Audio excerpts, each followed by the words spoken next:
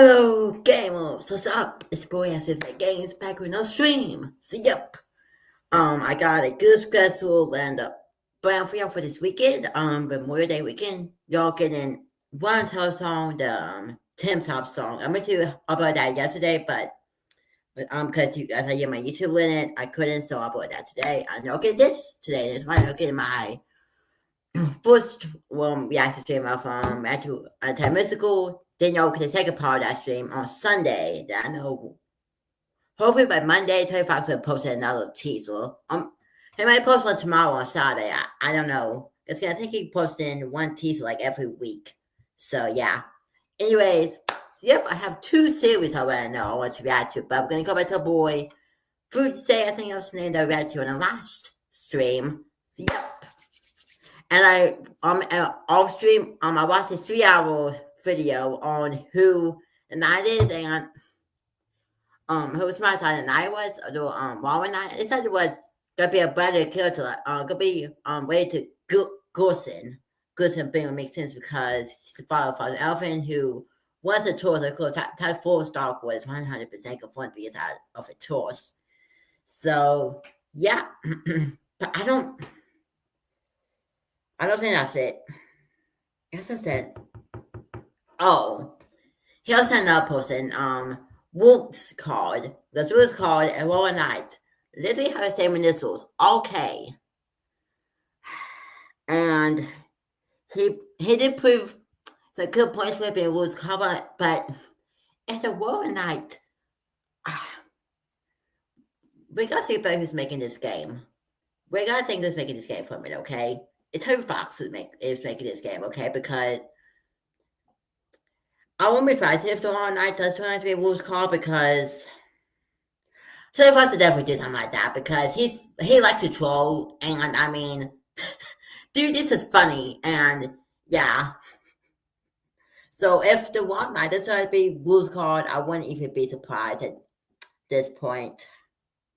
So yeah. Anyways, we time I bring up because the fourth video I'll be right to is talking about the night, the All Night, and that's a Weasel W video and talking about like Death Holiday Night. Now that first video I watched, it was fun to a day. He also put Death Holiday Night, but said it wasn't probably Death Holiday because know so little about Death Holiday. All I know is that they're connected to know that they're Noel's sister and they were dead or missing. So yeah, let's see why this person thinks that's Holiday Night. If there's only half a theory on who Rossi is, yeah. And we're talking. Let's get into this. Let's go. Oh, I thought this was his theory, huh? It's been a while since my last video. Apologies, it is simply that I don't have a consistent upload schedule. However, with Chapter 3 of this game coming out very soon, I've come to the realization that this era of theorizing is quickly coming to an end, along with all of the theories that belong to it. So to celebrate the end of an era, I've decided to crack open the biggest mystery of the entire game, the identity of the Roaring Knight. Sham explains that for thousands of years, Lightners and Darkners lived in harmony until the Darkners were banished to live in isolation in the Dark World. This is impossible. Rather, it is generally believed that this is the retroactive history of the Card Kingdom, creating a tale about how the Lightners abandoned them due to once being toys that were played with and cherished. This then creates King's motives, as at the top of the castle, he expresses. I don't want to say before I get to this, Toto also put Susie in there and I don't think Susie's a knight. I don't think Susie's a knight because, yeah. And I know about we'll talk about Rossi in the next video, but yeah. His anger towards the Lightners for banishing them to the shadows, stripping them of meaning, and accusing them of wishing to torment him and his people even further by coming back. King states the Lightners' new purpose. The entire world will be covered in darkness, with Darkners ruling over it. Lightners will be forced to live in despair, going through exactly what the Darkners went through. Jevel provides more information to us after a battle. A nightmare shall awaken in our hearts, in a shadow of the Knight's hand. But if we defeat him with violence, he says faster and stronger enemies are coming. The Knight's hand is drifting forward, and Hell's roar bubbles from the depths. It's worth noting exactly where the Card Kingdom is situated, that being in an unused classroom of the school. The fact that the Knight was able to make their first fountain here this is going back to that Toto tape video I think I was watching off stream. There was something I didn't watch that video because it was a 3-hour video, and yeah, no, I wasn't just about to watch 3-hour video on stream. I'm sorry. But a 3-hour video I watched. But it's that for somebody to be there all night, they would have had means to be able to get there and to create the Dark Wars. So be able to create both the Cold Castle Dark Ward and the Cyber Ward Dark Ward. With going back to Wolf's Card here for a minute, Toto Tay did give good proof for that. Wolf's Card be able to create a Dark Ward because, of course, he lives in Cold Castle, so he would be able to create it, and also he before we leave or when we all up in actually no, that's a proof that it's a Wolf's Card. I think that's one piece of evidence that Toto gave proof that it's a Wolf's Card, because yes, he could have created the Cold Castle Dark Ward, but he couldn't have created the Cyber Ward Dark Ward because he was in our pocket the entire time, and he only turned off our pocket when we were entering the Cyber Ward Dark Ward. So I would say that he is the one that created the Cyber Ward Dark Ward. So I don't think he is a knight, even though. And one more piece of evidence I is that Psalm said something like about when we talk about Alonso, like, and then the knight put his son in Thomas. I don't know, man. I wish I remember that piece of Psalm dialogue. Dang it. Suggest one of three possible things. First, they're an employee who can access the building before. Exactly what Toto tastes like. Yep. After hours. Second, they're a student. Or third, they're stealthy enough that they wouldn't easily get spotted. This raises the question of just how the knight was able to leave the dark. Wait, she also, I told you it could be Alfie because Alfie works at the school, but I just can't see that being, I just can't see Alphys, even though that's the time we got an Undertale. We never got to see Alphys turn evil in Undertale. Look if you saw Undying, but I know it's evil, but no. Undying, and Maritime Neo and but yeah, but I don't think it is Alphys. I don't think it is Alphys because see, when we pull at 2 stories and things, so I don't think it is Alphys.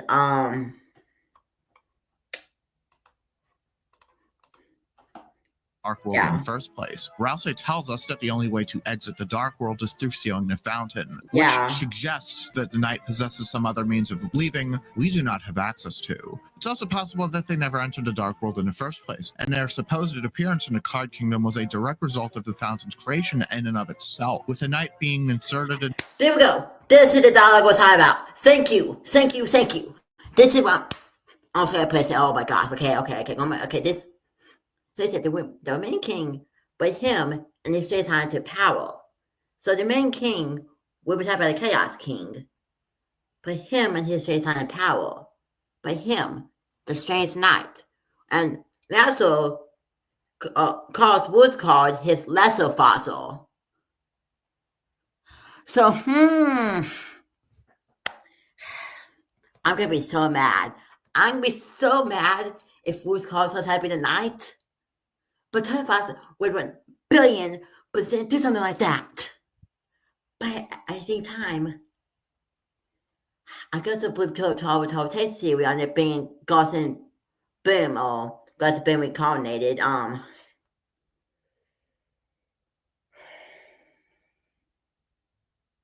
don't know, man. There was a lot of theories for a lot of evidence for what's called, but the only piece of evidence that the previously being was called is that he couldn't have created the Cyber Ward Dark Ward because he was in our pocket the entire time. So he couldn't have created the Cyber Ward Dark Ward.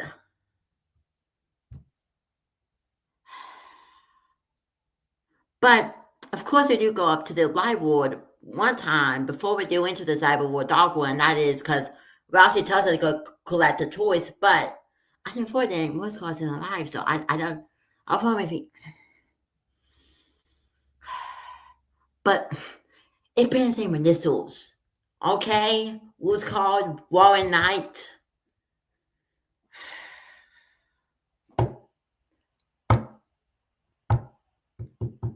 Who's God hasn't evil or anything, man.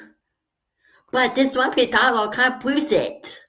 The many king, Chaos King, but him, the All Night, and he's trying to power Lancel. But then my question is,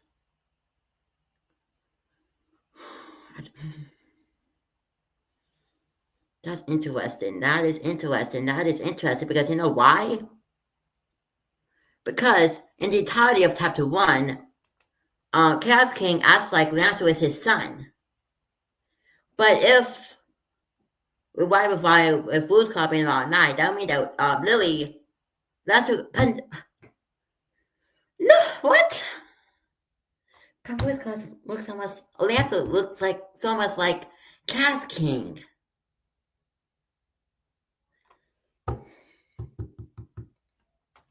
King, but him and his race are under power.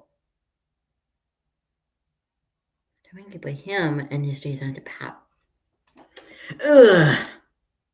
To destroy as a catalyst for great political change retroactively. I don't know anymore. However, this would downplay the Knight's strength. In Chapter 2, more information is given about the Knight. However, it mostly just confirms what we've already known before, that the Knight is the creator of the Dark World. Right away, there's no evidence that the Knight attacked Queen, as they did with King. In fact, the Knight didn't even enter the cyber world at all, which would explain why the Swatch links highlight the importance of the video, and why Queen states that she had to guess at what their fountain would lead to.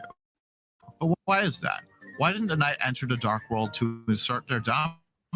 To answer that, we must examine what's shown after the fountain is sealed. Chris and Susie are both shown to be standing upright, south of the table with their backs to the door. Yep. This makes sense considering they jumped through the door into the cyber world after it had already formed. However, not only are Birdley and Noelle shown to be slumped over on the other side of the table, but also have their books laid out neatly. Had they entered the cyber world just as Chris and Susie did, their posture would reflect this, would it not? This could only suggest one thing. They had entered the computer lab before the fountain was created, and had fallen asleep. This would explain why neither can seem to recall walking into an unnaturally dark room as Chris and Susie did, but instead accept that they had been dreaming all along. In order for this to have happened, the Knight must have been hiding while Noelle and Birdley were inside. Yeah. But no, okay. That proves maybe even more it isn't Wolf's Call, because I think Wolf's Call can only exist in a dark world, because I don't think he can exist on the surface world. Because when he's in our pocket, I think it's like a Wolf's Call, like Wolf's Call, like a deck of playing cards, So maybe it isn't Wolf's Call. So this means that it would have to be someone from the surface world then. Okay.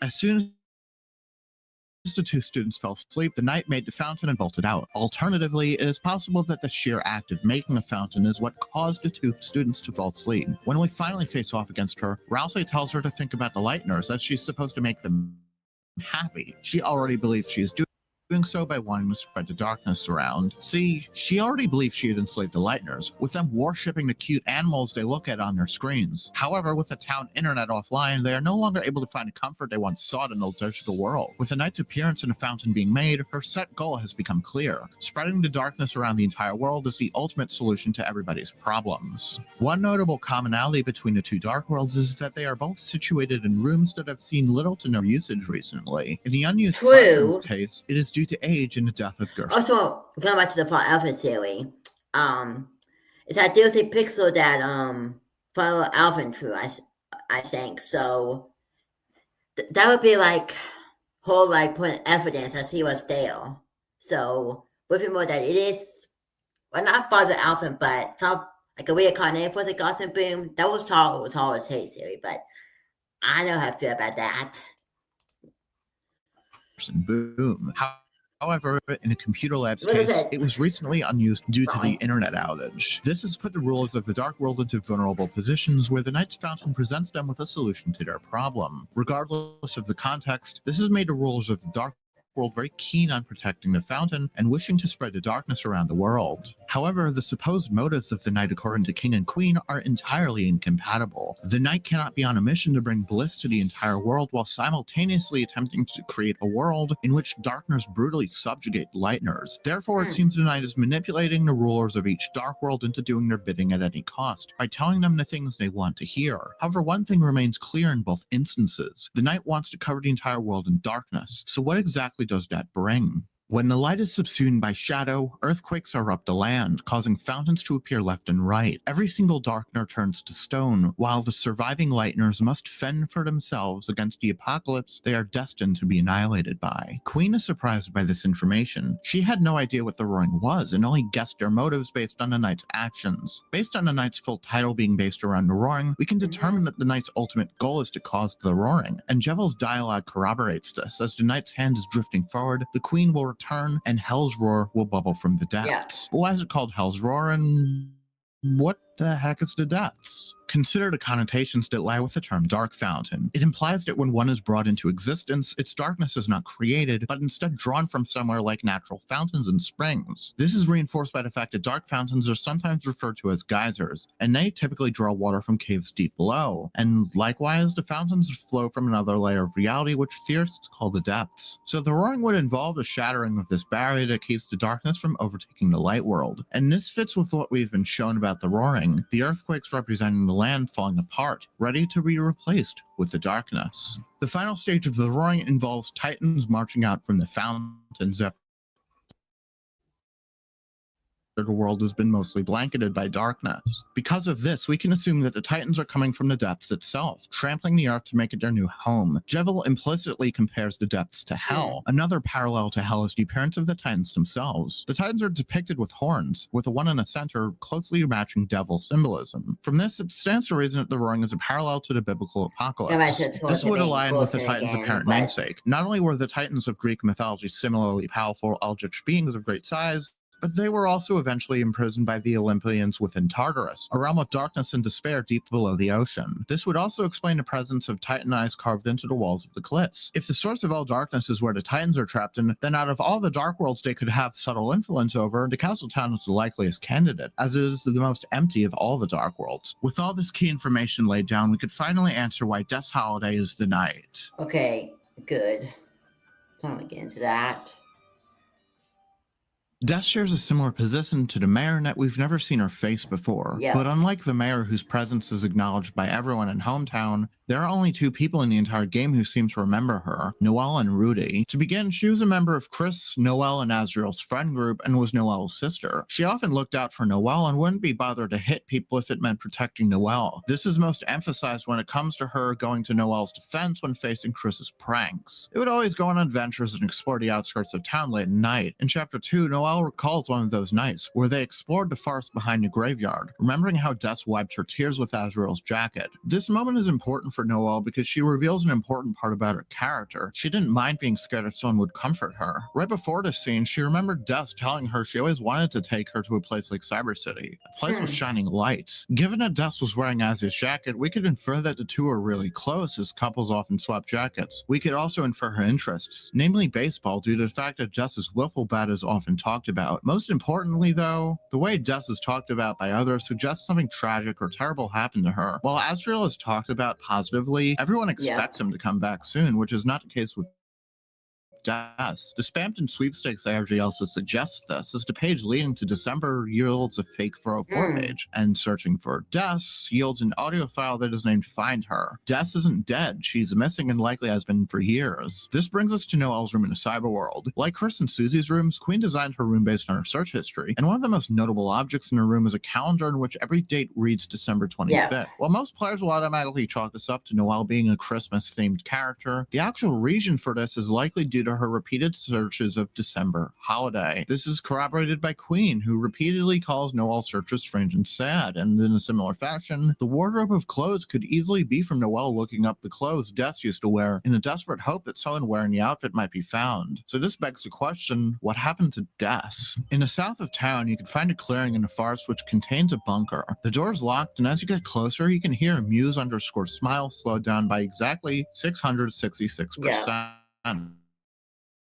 Since this is the exact same sound that plays when you try to use your phone in the dark world, the connection a bunker has to the dark world is undeniable. Even on a surface level, one can tell that a bunker is somehow important to the game's narrative. This brings us to Spamton's shop. If you backtrack with Noelle in tow and try to head to the shop, she'll be creeped out, but also say that being in a place like that is nostalgic. What's noteworthy is that she feels the same exact way, recalling the time where she explored the forest with Des and Azrael, meaning that we know exactly why she finds Spamton's shop so nostalgic, because it reminds her of the bunker she and her friends found that night. However, Monster Kid implies that Chris did witness something scary inside the bunker. This contradicts Noelle's account, as she said they found nothing. As such, it would seem that Chris visited the bunker later, but why would they? Consider the name of the room in which the bunker is located. It's specifically called a shelter, and such a shelter would be built to protect people from extreme weather or danger. This notably includes blizzards. I don't wish to go on too much of a tangent, but in the Xbox edition of Undertale, there's a dog casino where Sans states that it's beginning to look like a blizzard, recalling a time it snowed quite badly in Snowden. Nonetheless, Asgore is still visited to give gifts to town residents. This included Sans himself, Papyrus, a yellow kid, and an antlered girl and her big sis. Those two are heavily implied to be this world.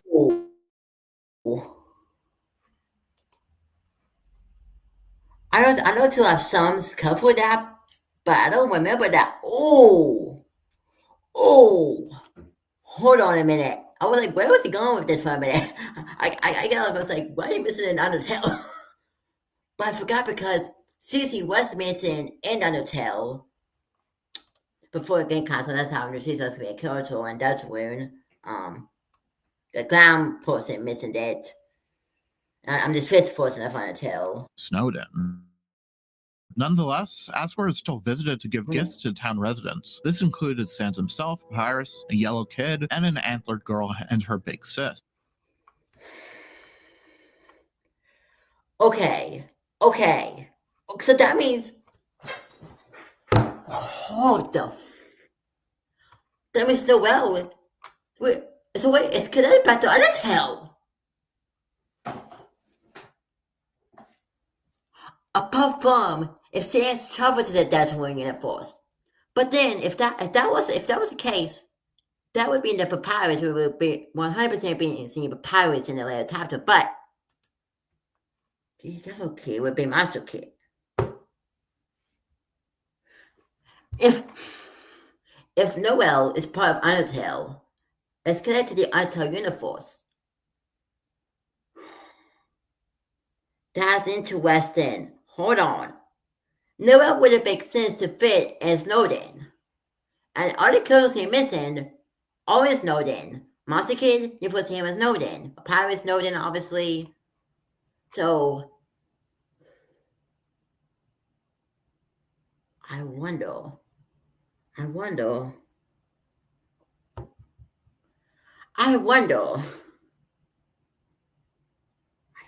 Dang. Okay, I know that's going off the whole Death Holiday being a nice thing, but he basically confirmed that Noelle is in the Undertale universe. Apart from if Sans travels to the Deltarune universe, we see Monster Kid and Deltarune. Okay, never mind. This is going back to the Sans travel to Deltarune. Because we see, of course, in both Deltarune chapters, chapters 1 and 2. So I think the blizzard he's talking about here is the same blizzard Noelle is talking about in chapter 2. Okay?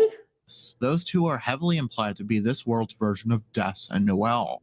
So if a young Noelle and Des were present for an especially strong snowstorm in Undertale, then it's possible that they were present for a similar event in Deltarune, though of course with more disastrous consequences. And given that Chris is repeatedly shown to be interested in exploration, it seems they would have ventured too far into the forest alongside Des, getting caught in the midst of a blizzard. In such a situation, walking back home would have seemed too dangerous of an option. Remembering the bunker in the south of town, they likely decided to go there to safety to ride out the storm. Azrael stood outside while Chris, Noelle, and Des entered the bunker, descending down a vast stairway into what they presumed would be a safe storm shelter. However, what they instead found was a thick fog as the air became darker yet darker. When they realized it wasn't fog they were walking into, it was too late as the darkness threatened to engulf them. Realizing that the rumors about the bunker were indeed true, the three tried to make a run for their lives. However, Des was too exhausted to run anymore, and realizing that there was no way the three of them could escape, she stayed behind. Fighting with her wiffle bat to buy time for Chris and Noelle, they watched in horror as Des was snatched up, vanishing into the darkness. However, fearful for their lives, the two bolted up the stairs. The three kids ran as quickly as possible, through what must have seemed to be a maze of snow and frost, but they eventually made their way home, going immediately to their parents and telling them everything. After the storm cleared, Asdor conducted a search to look for Des, but after several months would come out empty-handed. This likely contributed to his removal from the police force, and Mayor Halliday likely had something to do with this. The case would eventually be closed, but Chris and Noelle would be forever linked after this moment, their shared trauma of that day never going away. The two of them would cope in their own way, and while they still hung out together at times, things would never remain the same. Over time, the two of them and their families would slowly drift apart. Noelle began repressing the memory of what happened, which would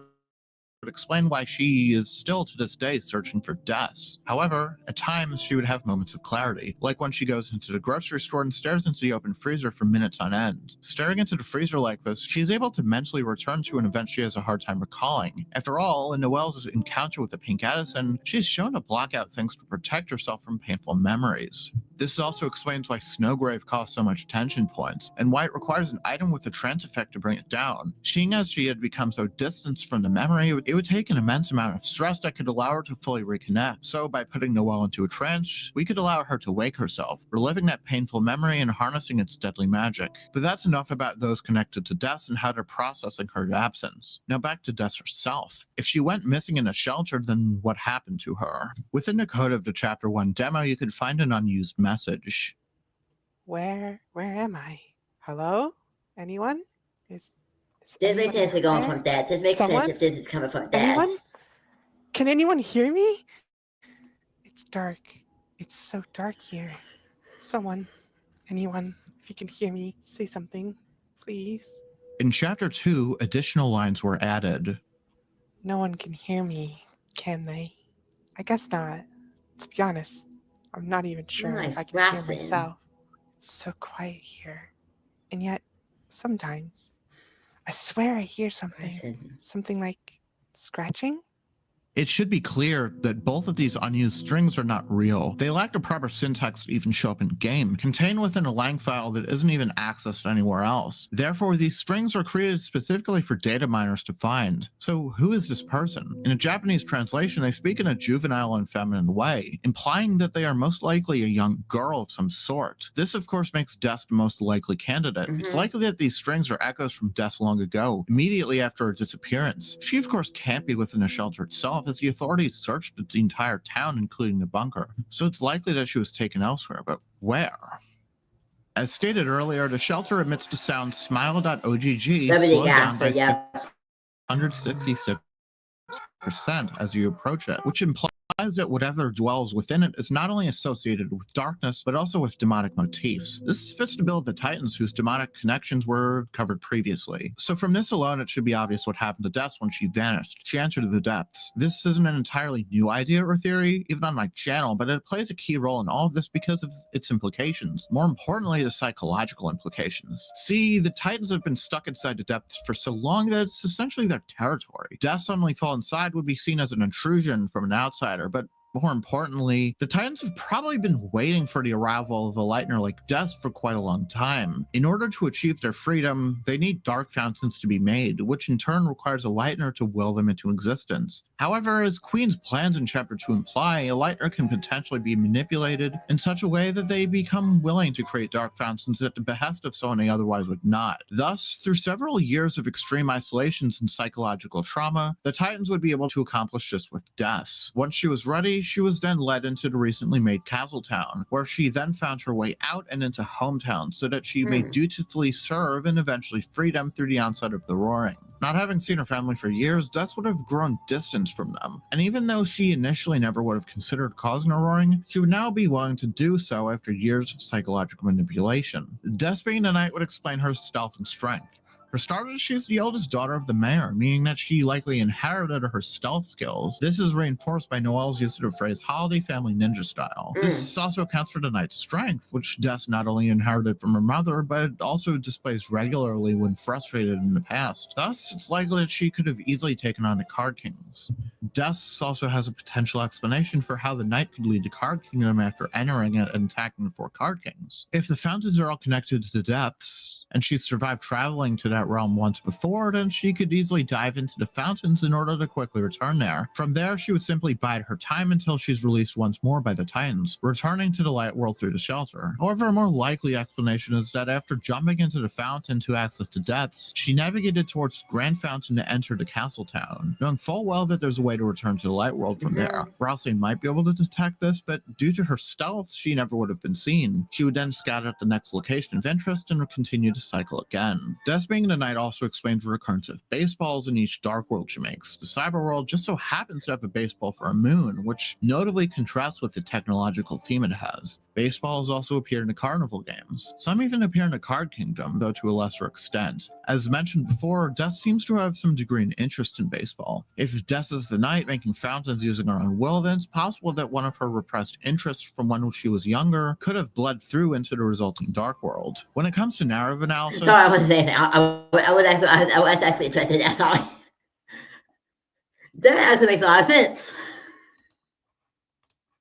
Des is a compelling candidate because she is important to both the main cast and the players. Not only is she the missing elder sister of the main character, but she's also a former childhood friend of the protagonist, a former love interest of their older brother, and the absent daughter of the mayor. And as shown earlier, Des's name is mentioned a lot, many times in mandatory cutscenes. This means that a narrative foundation for her importance is already set, allowing her reveal as the knight to feel like a natural culmination of her character's build-up. However, the main narrative benefit is how well it would fit with the identity of the angel. Something that was seemingly touched upon in her most recent mention of Des, and her first confirmed line of dialogue. When it snows, me and my sister and everyone have a contest to make the biggest snow angel of all. Where did this come We lie from? on the ground and spread out our arms and wave them until we get a shape just like us. I'm the smallest, even smaller than Chris. But I don't lose, because after we stand up to look, Des always tells me, "Hey look, Ellie, yours has more hidden underneath," and pushes away all the snow I couldn't reach, so I have the biggest wings of all. I wish it could snow whenever I wanted.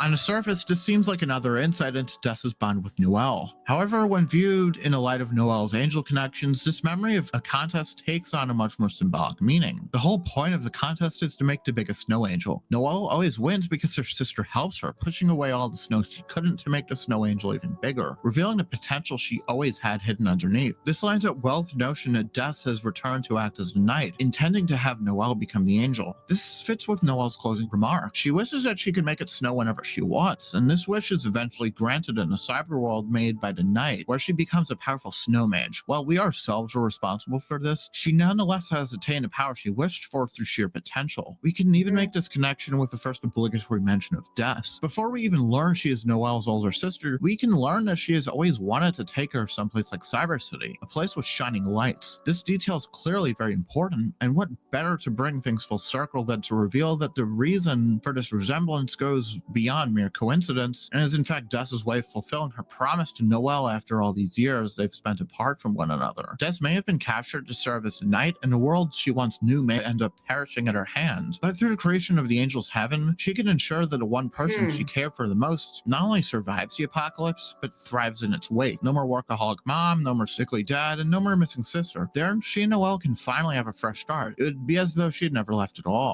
This is not only a narratively engaging plot device, but it also takes things full circle. The prophecy of the Deltarune and the angel does not first appear in Deltarune. It makes its first appearance in Undertale. When the original prophecy is described, it said that an angel who has seen the surface will descend from above and bring freedom to those trapped below. While in Undertale, this clearly refers to monsters. In Deltarune, it refers to the Titans themselves. It's only a matter of time before the Fun Gang finally confronts the knight, and if Noelle were to learn that this villain is actually her long-lost sister who has come bearing promises of a better world, she'd find herself in the ultimate dilemma. On one hand, she knows the destruction that would reign if she accepts, but on the other hand, she could finally be rid of all the problems plaguing her life. In her little snow globe at the end of everything, the angel can finally have everything she wants. And this is what answers perhaps the biggest question people have about the night. Why don't they just make a million fountains and cause the roaring instantly? The answer is that they can't. Not alone. However, if two extremely determined and willed lightners were to put their hearts and minds into a single blade and stab the ground, then this could be enough to shatter the barrier keeping the darkness away. Together, the two of them would will into existence a dark world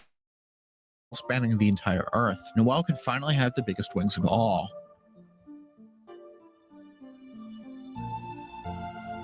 Oh, it's like a bump for puzzle. Okay, that's a damn for the series. Alright, let me actually let Phil finish out, and then I'll talk what I think about that series. I'm not going to wait out on I was going up 10 out of 10 on how likely it is. Okay, about the 2 weeks ago, I made sword. Alright. This entire Google Doc cheese.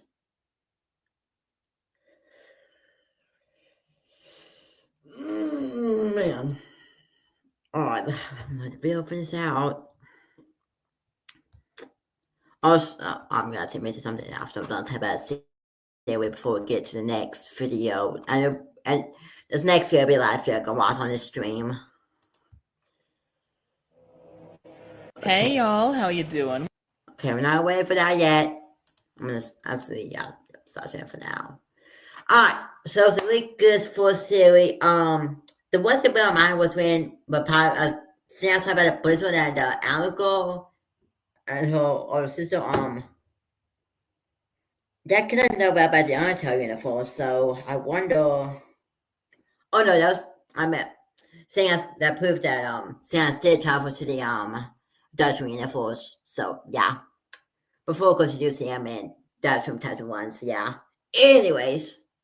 So let's get a series and make sure the angels happen, but I think for right now, I know y'all can hate me for this, but I'm gonna take my guess. I told always Hayes. Well, wasn't his theory wasn't that Wolf's Call was that, but my theory for tonight is that it's Wolf's Call because the initials make sense and like Psalm talked about the night having a sun. And I don't think that, no. Also, I was saying in the dialogue, in Psalm 7 about night, before tonight, as I made him. And of course, that's to say horse, so, yeah. I don't think it is Des. I don't think it is. But I do think we're going to see Des soon, sometime. And, yeah. But probably won't see Des soon. Maybe Chapter 6 or Chapter 7. So, yeah.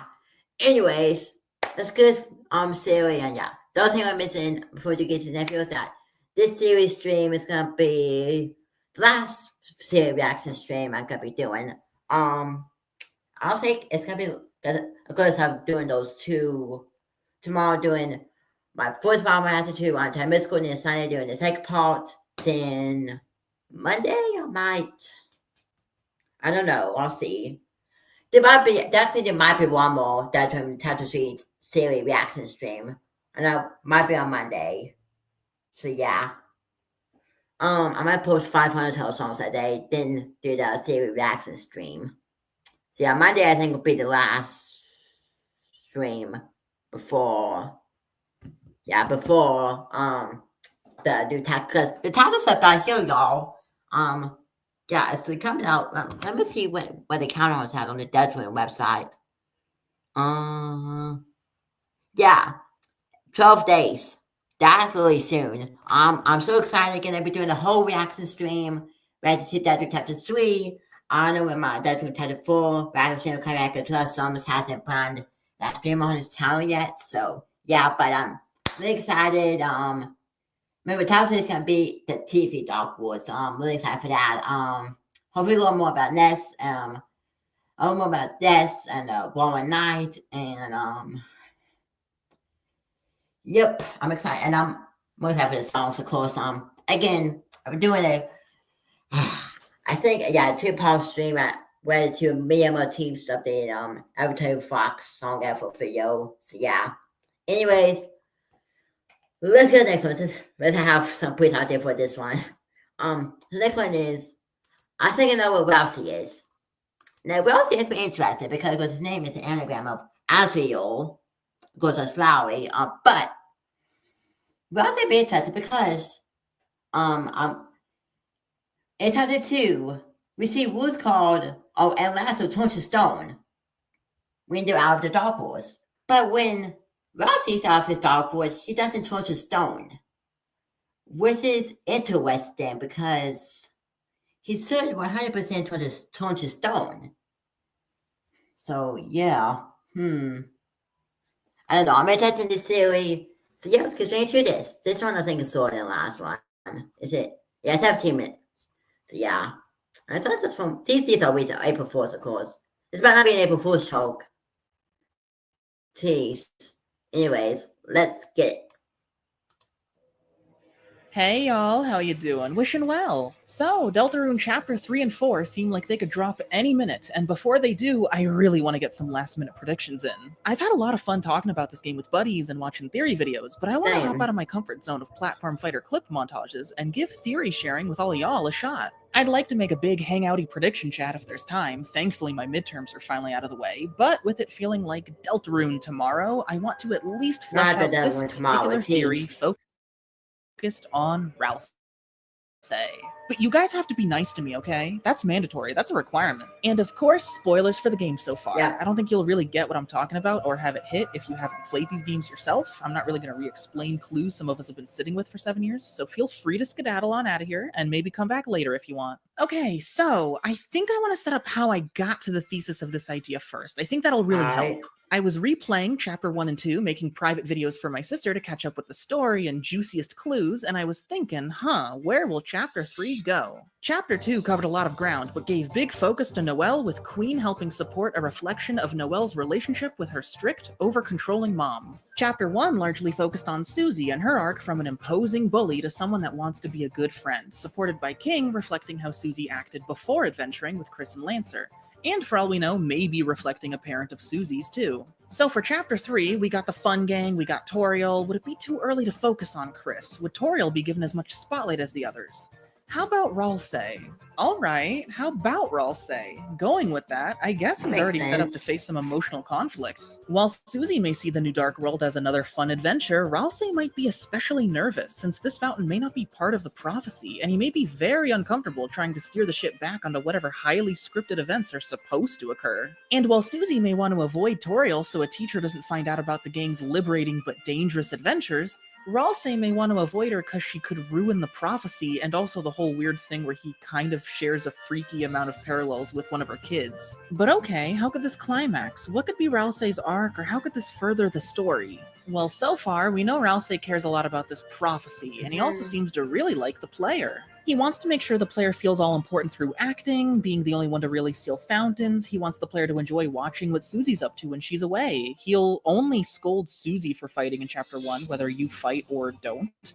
And he keeps quiet if you do awful things like getting the Thorn Ring, and he accepts if the player wants to attack him or destroy his manual for the hell of it. After fighting Spampton, Susie can't believe the others won't say anything, and after asking Chris if they're okay, yes or no, Chris will try to share their real feelings, and Rousey will work to suppress them, saying it wasn't a big deal, it shouldn't be thought about, let's just move on. While Rousey loves the player, he seems cruelly neglectful to Chris. Is it possible he really doesn't understand the distinction between them?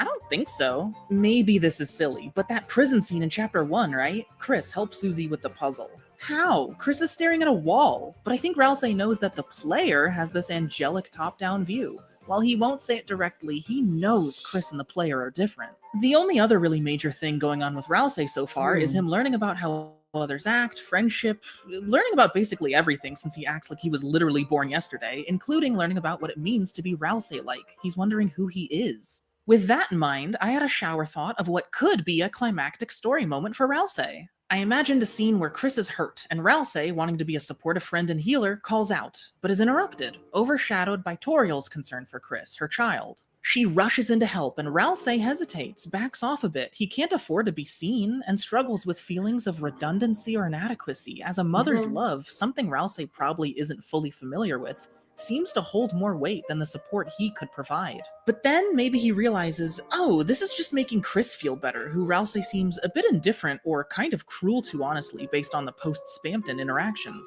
Rousey could then worry if the player feels more comforted by Toriel than him. Envious and unsure, he may want to ask the player if they specifically are okay, regardless of Chris. But how would he do that? Well, maybe if we had a chilling moment where he dropped our names. The names we put at the start of the game in the Goner Maker sequence for the creator. But how would he know our names? Well, I don't know. What if he's like the vessel? What if he's the vessel from the start of the game? People have already been theorizing cool ideas that this vessel's gonna be important and come back somehow, like maybe they're the knight, and yeah, Goners, this is the Goner Maker sequence. Goners typically have some juicy info. It could be kind of cool. I sat with this possibility and the ball just kept rolling. I was just throwing around ideas, but what if Rousey really is the vessel? It would explain some things. There have been some discrepancies between Rousey and other Darkeners that have just sort of been shrugged off by Rousey being some special case. He's the only one in this fountain of pure darkness, and he's the only one that doesn't turn to stone outside of his original Dark World. And how did he get to the library Dark World from the school one? And while all other Darkeners suddenly have these weirdly rich histories, Rousey acts like he was literally born like that morning. He's never had friends before, he's never hugged before, he's only beginning to understand others and himself as an entity. He says he's been— Sorry, it's got mad. Let me talk about this for like 100 billion years. No.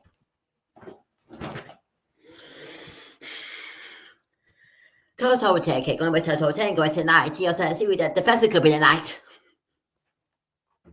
Also put the vessel and Rousey and people in that video. You maybe get spit off of my laptop. Sorry, I'll calm down. So, I mean, yes, that would make sense. But guess what the vessel looks like? It doesn't look like a goat.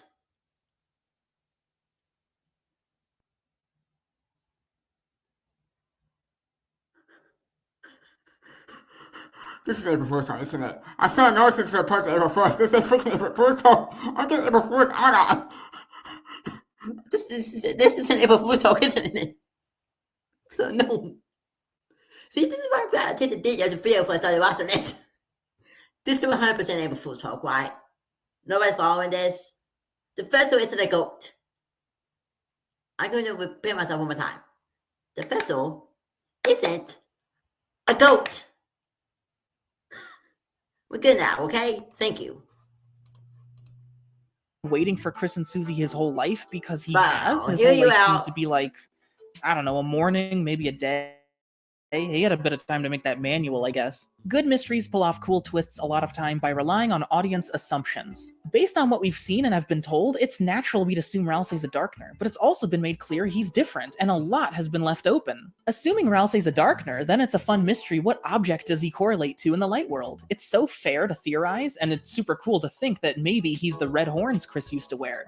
But also maybe he isn't an object in the light world at all. And how did he get to the library? I guess it's possible he just walked there. We haven't seen Rousey try to go to the light world, but maybe he can. Maybe he isn't a Darkener. There's also the name secrets during the Goner Maker sequence. While Susie, Noelle, Chris, Toriel, Sans, and others prompt special responses, there's nothing for Rousey or other Darkeners, presumably because, being Darkeners, they don't really exist in their named forms yet. But another reason for this could be that Rousey doesn't exist yet either because he's the vessel we're naming now. Now, because Rousey mysteriously knows a lot and is this Prince of the Dark, while Gaster, who we start the game with, and through the phone and influence on characters like Jevil or Spamton, seems like a big deal in these dark worlds, and because Rousey says this fancy prophecy came from time and space, which is a phrase relevant to Gaster, many of us hearing about how he apparently shattered across time and space, it's generally popular to believe there is some sort of connection between Rousey and Gaster.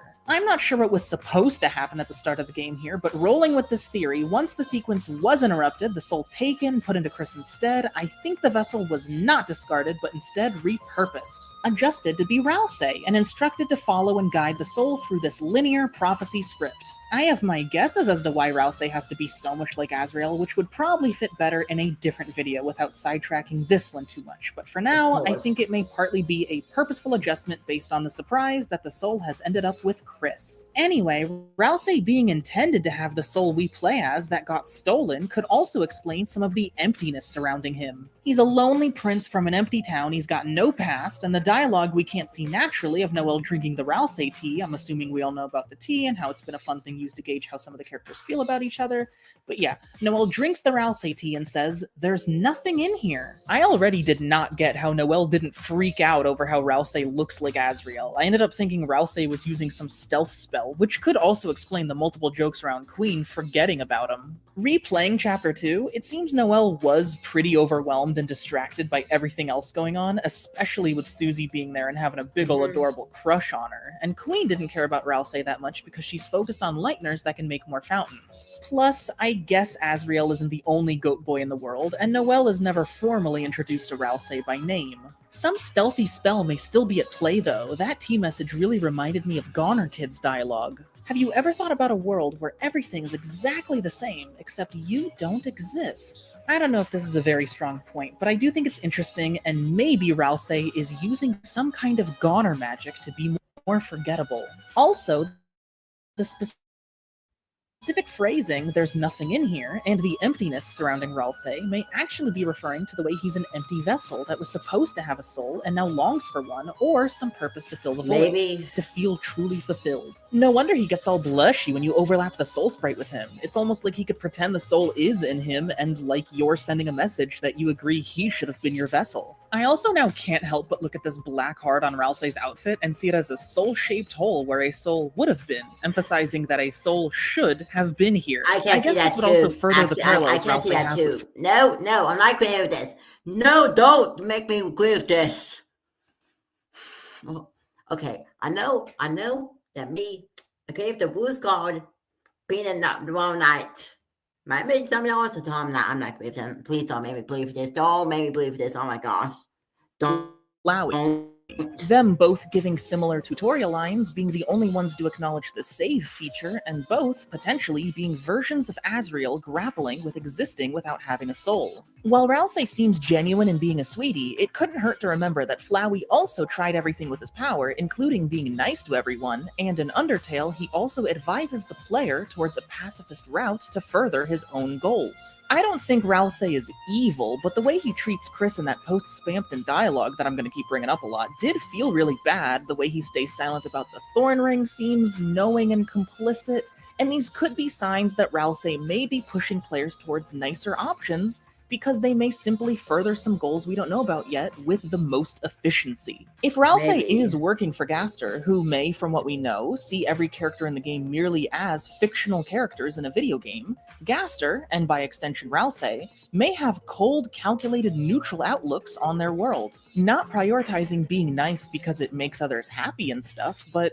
maybe because somehow it's just simply more efficient. I mean, this efficiency may partly be explained simply through the fact that these crueler paths tend to provide more challenging boss fights that cause more resets, and from the perspective of a character with this neutral outlook, seem to pose more risk of players quitting the game, which I don't think Gaster or Rousey want. This possibility would also explain why Rousey so often puts the player, someone they can consider real, above everyone else. Similar to the emptiness stuff, I think the dummy Rousey uses to teach combat with is foreshadowing this potential revelation. This dummy is a blank slate wearing some clothes. When Rousey is knocked down in battle, he seems to disappear, sort of like Goners sometimes do. Is that a stretch? With just his clothes left behind in a pile. Well, this dummy is like that, just a blank slate to throw some clothes on, or those clothes can get put on a mannequin instead later, which I think emphasizes the message that much more, this comparison driving home the fact that these are just vessels. This representation... I'm believing it. I'm believing it. I'm believing it. I still walk away, son. I still walk away now. Bye. No, just kidding. But yeah, that is true. Dummies and mannequins, auto self-testing, put clothes on, to sing it in the beginning of the game. But why is it in a goat? Why does... I I mean, that beginning part was anyway by Castle. That would make sense. And if Chris did do that soul for the festival, then the festival still need a soul, and that part never went that for real. Let me actually, so that part never went anywhere. That part never went anywhere, of course. So people just thought that was like a throwaway moment at the beginning of the game. But maybe Ralphie is the vessel. Of Rousey early on in the game is just a vessel. I feel like if this theory turns out to be right, then this dummy is something people could see on a second playthrough and get that cool feeling of like, oh my gosh, the twist was right under our noses from the very beginning. Now this is all nice, but it's all circumstantial. Yeah, Rousey isn't included in the Goner Maker name secrets, doesn't have a rich history like other Darkeners, weirdly seems halfway invisible to Noelle, and blushes when we get close. This theory that Rousey is the vessel from the start of the game and some Goner version of Azrael could frame these things as an interesting pattern. But without stronger evidence, this could all just be a bunch of weird stuff explained in other ways. I have to admit, none of this is definitive. But I'm still not done, and I think I may actually have two definitive pieces of evidence. First, how did Rousey get to the library? There's no grand door in the Dark World Rousey could take from the school closet to the library computer room. And Rousey is not just a figment of Chris or Susie's imaginations. One way people have tried to explain Rousey showing up at the library is with an idea that Rousey is some item Chris is carrying around, because then Rousey can just be in any Dark World Chris goes to. Some weapon, armor, maybe Rousey's this $2, or maybe Rousey is the headband with the horns Chris used to wear a lot, and maybe Gaster surgically or magically implanted the headband in Chris somewhere. Luckily, this possibility can be ruled out. At the beginning of Chapter 2, Rousey asks Chris to head back to the Light World and grab the objects that'll rematerialize as all the Darkener buddies from Chapter 1. For some reason, Rousey has Susie stick behind with him while Chris gets the stuff, keeping her clueless on the connection between Darkeners and Light World objects. We already had other scenes that could be interpreted or argued as Chris and Rousey being separated before, but this makes it especially clear. With Susie behind as a witness, hanging out with Rousey while Chris heads back to the Light World, we can be sure that Rousey is not some item that Chris is carrying around. So, is Rousey an item at all? And again, how did he get to the library when he's supposed to be stuck at the main Dark Fountain back at school? What possibilities are left? And call me out if you think I'm reading too much into this, but he specifically shows up from the left too, where Chris and Susie came from. He doesn't seem to have found a different entrance to this Dark World. Yeah. Personally, I don't think Rousey is an item, unless you consider a vessel one. And I actually want to update my guess at how he got to the library. When I started making this video, I thought the only possibility left to answer this question was that Rousey had to have walked there. But now, I think I realize a possibility I feel is more likely. What? I think Rousey actually teleported. I know that might sound silly, sounds like some weird cop-out, but I also had to ask myself, how did he leave the library? He makes it back to the school Dark World after, so he leaves somehow, and like instantly too. Did he somehow sneak by Susie and Chris here right after the fountain closed? Did he secretly hide behind, still in the library, and then snuck past Susie and Chris before they could make it back to the school Dark Fountain? I think what actually makes the most sense is that Rousey just... And for the final main point of this theory, in a full circle moment after thinking about a lot of the points along the way, I thought back to what got the ball rolling. The idea of a scene where Rousey name drops us. But to get to this hypothetical chilling scene where Rousey drops your name, the creator's name, he'd have to know it. And nothing I've brought up proves he knows our names. And even if he is the vessel, would that mean he would know our names? The beginning asks how we feel about the vessel and assures us it won't hear. Can't be sure that that's true, but can't be sure it isn't either. I thought I had a pretty cool theory here, but at this point I started feeling doubtful. I didn't have anything definitive, nothing sealed the deal. But if I just had the right proof, if Rousey did know the creator's name, how could that be explained outside of a connection to Gaster without Rousey being the vessel, and how could everything else make sense? Well, I let it go for a bit and continued on, recording Chapter 2 for my sister. And that's when a Rudin I hadn't talked to in years surprised me. Hi. Oh, welcome to Valka Town. Aw, or so I heard it's called. What? Heard from who? Come to think of it, welcome to me too. Haha. I think we're gonna like living here. Wait, who told you that? That's confidential. Huh. Please call me out if you have any alternative ideas, but I just cannot think of any other reasonable possibility. I cannot think of this Rudin hearing this town being referred by this name by anyone other than this fluffy dork. So that's the theory. Ralsei knows the creator's name, has a clear connection to Gaster. Oh, I did read the last series, did I read the last series, I think, like a 7. So yeah. To and away from the library, and ultimately is the vessel from the start of the game. And in other words, is a Garner version of Asriel. You know what? No, I'm not saying wait that series, probably a 4 the last series. This offers an alternate explanation as to why Ralsei isn't included in the name secrets, why he doesn't have a rich history like other Darkners, why he doesn't turn into a statue in other Dark Worlds, and how we don't know what item he's associated with in the Light World because he might not be associated with one at all. I hope I did all right for my first try at this sort of thing. I'm really looking forward to more of this great game and chatting about it with all of y'all. Please feel free to leave a comment. I love discussing this sort of stuff. Thank you for listening. Wishing y'all well, and I guess I'll see you later. Maybe even tomorrow. Bye. That is also okay for this video. Go. But okay, there we go. I'll stop it right there. Okay. Alright. The Mannequin Park Army. The Mannequin Park Army. The whole the Black Hearts whole. It doesn't make a lot of sense. It doesn't make a lot of sense. I think I did believe this. So I'm gonna rate this one probably like a 9. Or like, I'm gonna go with 10. But because that mannequin and but the part never went anywhere. Like we don't know what happened with the vessel. So just because of that, don't get mad at me for this, but I'm rating this series a 10 out of 10. Anyways. That's all for the stream. Tomorrow I'll be doing my Master 2, my first part on my Master 2 Unintended Mystical, then Sunday do the second part. The reason I've been to 2 podcasts, I think it's a 2-hour video, I think. Yeah. So we're doing, I think it's 2 hours. But no, I think it's 4 hours, actually. We're doing the first 2 hours tomorrow, then the other 2 hours on Sunday.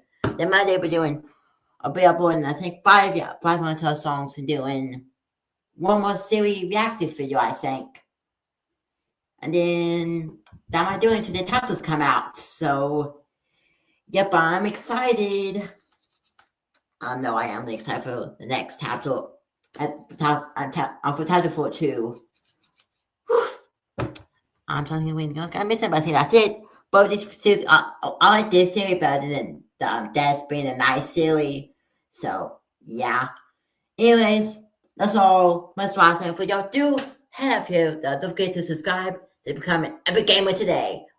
Much watching, and I'll see y'all tomorrow. Keep gaming, gamers. And until tomorrow. Let's know that when tomorrow. Keep gaming, gamers. This is, I'm not Master Battle, but I can never remember it. Alright, I'll see you all. I try to think what time I'm gonna do that stream tomorrow. Probably early tomorrow since I'm in school, so probably I'll do it probably after lunchtime. So probably like 1:30. If we can do it 1:30 and go to 3:30. Yeah, I'm gonna set up the stream here a little bit. But yeah, that's gonna be tomorrow at 1:30 p.m. So I'll see you then. This is one more thing. Stay determined.